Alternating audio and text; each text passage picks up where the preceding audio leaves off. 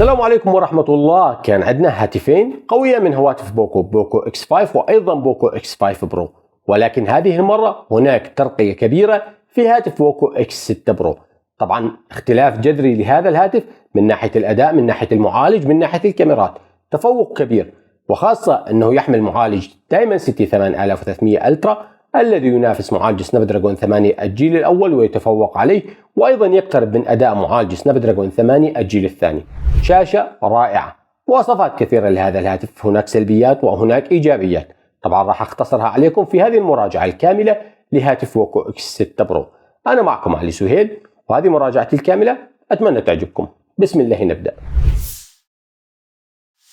بالبداية مع فتح الصندوق بسرعة حتى ما أطول عليك، أكيد بالبداية يوجد لدينا دبوس سيم كارد والغلاف المطاطي بلونه الرمادي جميل، والهاتف نضعه على جنب، بالإضافة للشاحن بقدرة 67 واط وكابل الشحن من نوع USB Type C. خلينا نرجع للهاتف الذي يأتي بتصميم يشابه ريدمي K70 برو مع 3 كاميرات داخل مستطيل كبير بالأعلى بلون أسود مع شعار بوكو بالزاوية اليمنى، وظهر الهاتف يأتي من البلاستيك، أما اللون الأصفر فيأتي بظهر بوليمير سيليكون الذي يأتي ملمسه كملمس الجلد. ومسكة الهاتف باليد ممتازة، فهو ليس كبير جدا ويناسب اليد المتوسطة. وزن الهاتف 186 إلى 190 غرام تقريبا. الجانب الأيمن يحتوي على زر الطاقة، أعلاها أزرار رفع وخفض الصوت. أعلى الهاتف يحتوي على ER وميكروفون عزل الضوضاء ومكبر الصوت، أما الجانب الأيسر فلا يحتوي على أي أزرار. أسفل الهاتف يحتوي على درج بطاقتي سيم كارد ومدخل الشحن من نوع USB Type C وميكروفون المكالمات ومكبر الصوت الرئيسي.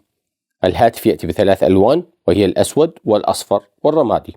المشكلة في ظهر الهاتف أنه يلمع كثيرا، لذلك فهو مغناطيس لبصمات الأصابع كما نرى. طول الهاتف 160.5 ملم وعرضه 74.3، وسماكة الهاتف 8.3 ملم. تصميم الهاتف كلاسيكي وما فيه أي ابتكار، ولكن ما يهمني بشكل شخصي هو الأداء. لذلك سنبدأ بأداء الشاشة، والتي تأتي بحجم 6.67 بوصة بدقة 1.5K من نوعية أموليد، بمعدل تحديث 120 هرتز، وبأبعاد 1220 في 2712. تدعم 68 مليار لون، وأيضا تدعم دولبي فيجن و HDR10 بلس، وسطوع الشاشة يصل حتى 1800 نتس، ومدعومة بطبقة حماية من نوع غورني غوريلا جلاس 5. ألوان الشاشة رائعة مع حواف رفيعة في الأسفل والأعلى، ومع نسبة الشاشة الكبيرة 90.1% وعدد بكسلات 446 بكسل في البوصة الواحدة، سيكون تجربة المشاهدة رائعة جدا لهذا الهاتف. كما يدعم الهاتف BWM 1920 هرتز، وتأتي بصمة الإصبع مدمجة بالشاشة وهي جيدة وسريعة، ويحتوي بالإضافة إلى ذلك على مقياس معدل ضربات القلب.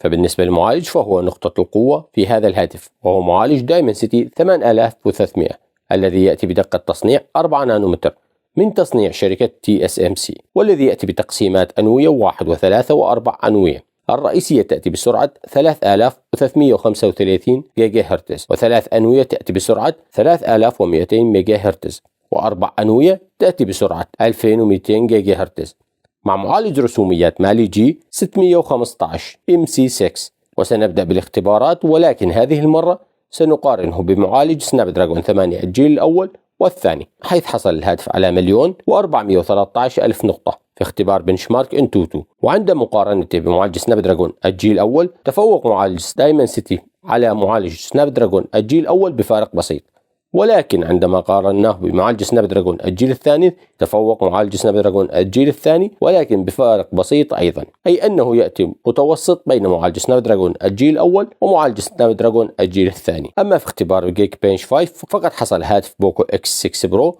على 1439 نقطة في اختبار النواة الواحدة، و4527 نقطة في اختبار الأنوية المتعددة. أعرف أنك ستسألني عن الاختناق الحراري في هذا الهاتف، وخاصة عندما يكون لدينا معالج جديد، وهذا هو اختبار الاختناق الحراري، حيث يكون الرسم البياني أخضر منذ البداية إلى النهاية. حتى بعد 30 دقيقة من الاختبار كان متوسط الأداء عند 86 درجة، ودرجة حرارة الهاتف عند 40 درجة مئوية. وبعد ما انتهينا من الاختبارات المعيارية، وخاصة أن شركة بوكو قامت بحظر استخدام برنامج 3D Mark. وبما أنك متابع جيد ووصلت لهذه النقطة من الفيديو، فأتمنى منك أنك تشترك معي بالقناة وتفعل الجرس، وأيضا ما تنسى تضغط زر الإعجاب، لأنه هذا يفيد القناة كثيرا ويرفع من رنك القناة.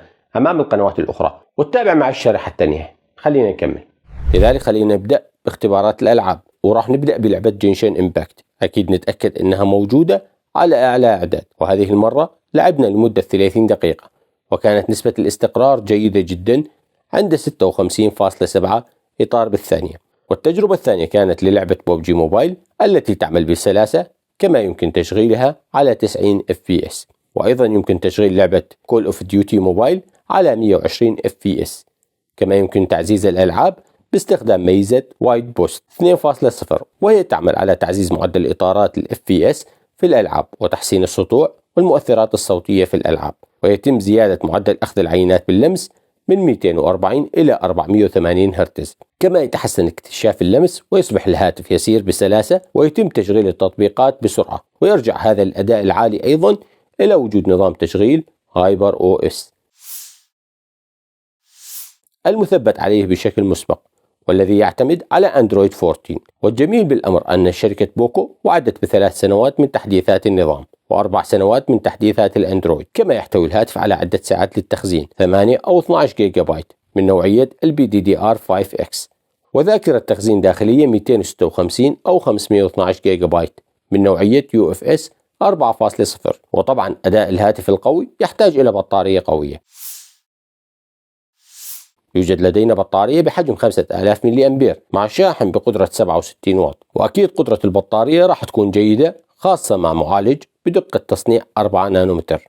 وأيضا تجربة الصوت كانت جيدة في هذا الهاتف، والذي يحتوي على مكبرات صوت ستيريو مع دعم دولبي أتموس وجودة صوت غنية ومفصلة، ولكنها ليست عالية جدا. استمع إلى هذه المقارنة مع هاتف ريدمي 13 برو بلس، واعطيني رأيك أسفل بالتعليقات.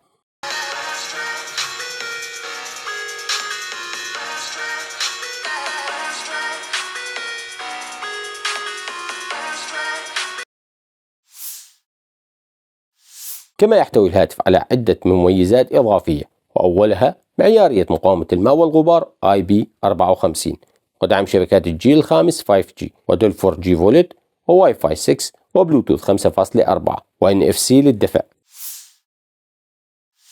وأخيرا وصلنا للكاميرات، حيث يحتوي هذا الهاتف على 3 كاميرات، وبمقارنته مع هاتف بوكو X5 برو الذي كان يحتوي على كاميرا بدقة 108 ميجا بكسل، فإن هذا الهاتف يأتي بكاميرا رئيسية بدقة 64 ميجا بكسل، والكاميرا الثانية 8 ميجا بكسل ألترا وايد، والكاميرا الثالثة للماكرو 2 ميجا بكسل، والكاميرا الأمامية تأتي بدقة 16 ميجا بكسل. وتدعم الكاميرا الرئيسية تصوير فيديو بدقة 4K 30 إطار بالثانية. وإذا تحدثنا عن الدقة والوضوح، فأنا أعتبرها ترقية عن هاتف بوكو X5 برو وهاتف بوكو F5.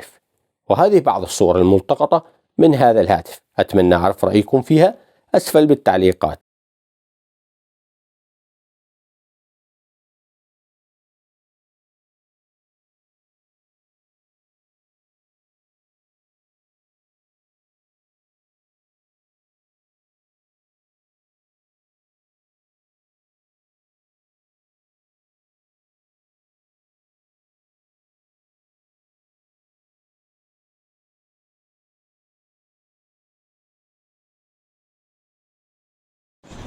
طبعا هاي تسجيل الفيديو بالأصوات المحيطة. أنا بصراحة مظهر علي الصوت، ولكن تصوير الفيديو فيه جيد جدا حتى بالكاميرا الأمامية. طبعا هذه عينة من التصوير، أتمنى أنه تعجبكم.